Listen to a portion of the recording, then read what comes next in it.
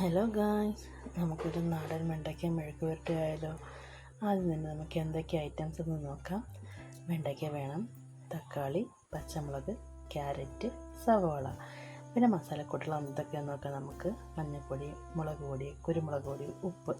ആദ്യം തന്നെ നമുക്ക് ചട്ടി ചൂടാക്കാൻ വയ്ക്കാം. എണ്ണ ഒഴിച്ചു കൊടുക്കാം.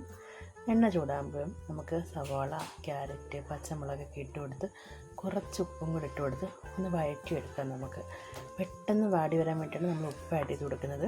നല്ലതുപോലെ ഇളക്കി കൊടുക്കുക. ഒന്ന് അടച്ച് വെച്ച് വേവിക്കുമ്പോഴേക്കും അത് നല്ലവണ്ണം വാടി കിട്ടുന്നതായിരിക്കും. അതിനുശേഷം നമുക്ക് തക്കാളി ഇട്ട് കൊടുക്കാം. തക്കാളി ഇട്ട് കഴിഞ്ഞ് നമുക്ക് മസാല കൂടെ ഇട്ട് കൊടുത്ത് ആ പച്ചമണം മാറുന്നവരൊന്ന് ഇളക്കി കൊടുക്കാം.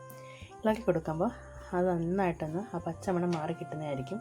ഒന്ന് അടച്ച് വെച്ച് കൂടെ നമുക്ക് വേവിക്കുമ്പോഴേക്കും തക്കാളി നല്ലതുപോലെ ഉടഞ്ഞ് കിട്ടുന്നതായിരിക്കും. കുറച്ച് കൈവെള്ളം കൂടെ നമുക്ക് ആഡ് ചെയ്ത് കൊടുക്കാറുണ്ട്. അതെന്ന് വെച്ചാൽ വെണ്ടയ്ക്ക ഇട്ട് കൊടുക്കുമ്പോൾ അത് മസാലയൊക്കെ ഒന്ന് മൊത്തത്തിൽ പെരളാൻ വേണ്ടിയിട്ടാണ് നമുക്ക് കുറച്ച് കൈവെള്ളം ആഡ് ചെയ്ത് കൊടുക്കുന്നത്. അതിനുശേഷം നമുക്ക് മസാല ഒന്ന് മൊത്തത്തിൽ പുരട്ടി കൊടുക്കാം.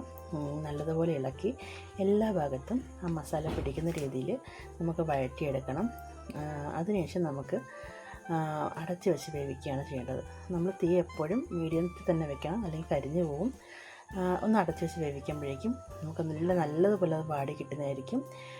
അപ്പോഴേ നമ്മളെ വെണ്ടയ്ക്ക മെഴുക്ക് പുരട്ടി തയ്യാറായിട്ടുണ്ട്. ഇഷ്ടമെങ്കിൽ ലൈക്ക് ചെയ്യുക, ഷെയർ ചെയ്യുക, സബ്സ്ക്രൈബ് ചെയ്യുക.